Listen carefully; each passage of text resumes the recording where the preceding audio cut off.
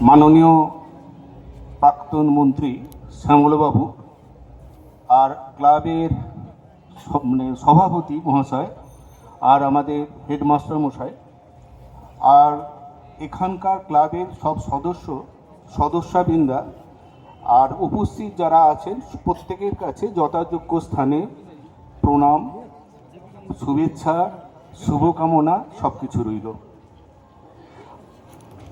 আমাদের ক্লাবের নাম আমাদেরই বলছি, কারণ যেভাবে আন্তরিকভাবে সীতারাম বা ক্লাব কর্তৃপক্ষ আমাদেরকে আমন্ত্রণ জানিয়েছে, এখানে আসতে পেরেছি, এটা যেন আমাদেরই হয়ে গেল। ক্লাবের নাম মিলনী সংঘ। মিলনী মানে কি না, যেখানে মিলন হয়। মিলনী শব্দটা দুটো ভাষাতে চলে, এক হচ্ছে পাঞ্জাবি ভাষা, শিখরা এটা ইউজ করে, আর আমাদের বাঙালিরা আমরা সাধারণত মিলন কথাটা ব্যবহার করি। শিখেদের যখন বিবাহ হয়, বরপক্ষ আর কনে পক্ষ যখন এসে হাজির হয়, এসে তাদের মধ্যে কোলাকুলি হয়, উপঢৌকন বা বিভিন্ন তাদেরকে বিভিন্ন জিনিস দিয়ে নিজেদের মধ্যে একটা আত্মীয়তা তৈরি করে। আমাদের মিলনী ক্লাব যেন সেরকমই পুরো গ্রামে যত মানুষ আছে সবার সঙ্গে আজকে একাত্ম হতে পারে।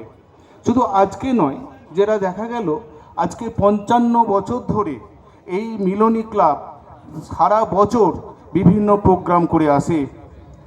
আর এরই সঙ্গে আবার একটা গানের স্কুল সরগম যেটা আছে, তারও বয়স কম হয়নি, 48 বছর।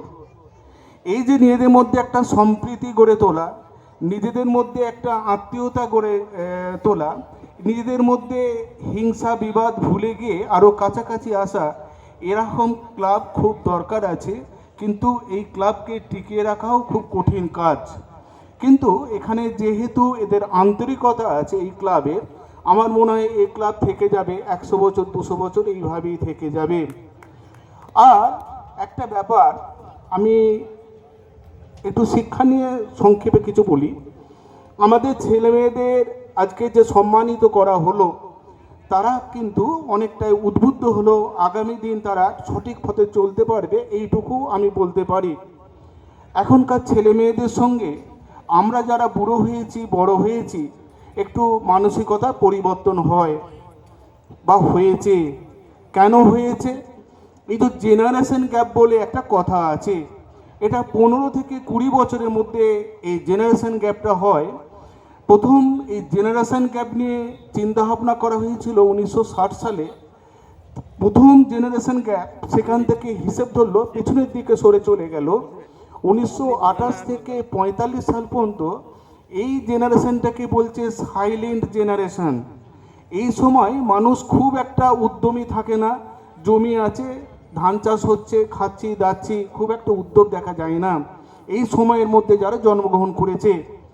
তার পরবর্তী ক্ষেত্রে যেটা গেল মিলেনিয়াম, এটা 45 থেকে 64 সাল পর্যন্ত।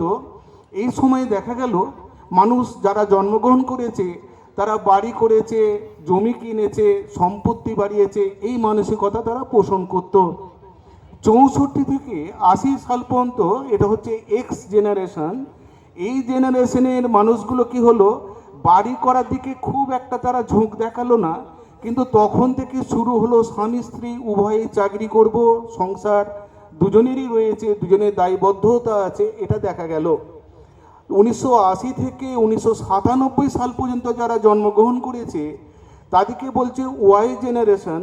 এই ওয়াই জেনারেশনটা কি না, ওয়াই জেনারেশন তখন কিন্তু বাড়ি হয়ে গেছে, খুব একটা চিন্তাভাবনা করে না, বাবারাই যেটা করে সেটাই ঠিক, এই মানসিকতা পোষণ করে। আরও অনেক বৈশিষ্ট্য আছে।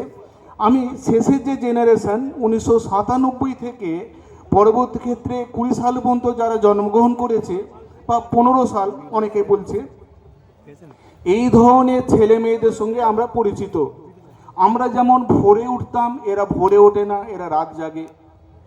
আমরা যখন বড় বাড়ি তৈরি করেছি, এই ধর ছেলেরা কখনো কিন্তু বাড়ি পছন্দ করে না, একটা দুটো রুম থাকলেই যথেষ্ট। আমরা এদের ভাষাগুলো পাল্টে গেছে, আমরা চিঠি লিখেছি, এরা চিঠি লেখে না, এরা মেসেজ করে। আমরা দেখবেন আমাদের ভাষাগত অনেক পাল্টে গেছে। আমরা বলছি ওদের ছাড়াছাড়ি হয়ে গেছে, মানে ডিভোর্স হয়ে গেছে। ওরা এই শব্দটা ব্যবহার করে না, ওরা বলে ব্রেকআপ হয়ে গেছে। আমরা বলি এত বেতন পাই, ওরা বলে আমরা এত স্যালারি ডিজার্ভ করি। এই যে ভাষার পরিবর্তন, দেখবেন আপনার ছেলে মেয়ের সঙ্গে আপনার মনের অনেকটা পার্থক্য এসে যাচ্ছে। আপনি হয়তো ভাবছেন যে ছেলেটা কুঁড়ে হয়ে গেছে, তা নয়। কিন্তু ওরা দেখবেন সকাল 7টা 8টা 9টা পর্যন্ত ঘুমাচ্ছে, ওরা কিন্তু পেঁচার মতন রাত জাগা পাখি এখানেতে। এই পরিবর্তনের সঙ্গে আমাদেরকে অ্যাডজাস্ট হতে হচ্ছে। আর এই যে প্রজন্মের পরিবর্তন, জেনজি অনেক কিছু করে ফেলতে পারে। পাশের রাষ্ট্র বাংলাদেশ, নেপাল কি করেছে জানেন? এসব জেনজি করেছে। এই 1997 থেকে এই 2015 সালের মধ্যে যারা জন্মগ্রহণ করেছে তাদের কিন্তু এই মানসিকতা একটা পরিবর্তনের কিন্তু ইচ্ছা জাগে। আমাদের এই যে মিলনী সংঘ, এই মিলনী সংঘ সারা বছর এই বিভিন্ন জেনারেশন, এই বিভিন্ন প্রজন্মকে কাছে টানার চেষ্টা করেছে, একাত্ম হওয়ার চেষ্টা করেছে। এইটা কিন্তু খুব একটা পজিটিভ দিক, কিন্তু এটা খুব আনন্দের দিক। এটা আমরা সবাই কিন্তু মিলেমিশে একসঙ্গে থাকতে পারবো। আমার খুব ভালো লেগেছে আপনাদের কাছে আসতে পেরে। যদি সময় পাই আবার পরের বছর আসবো। সবাই ভালো থাকবেন।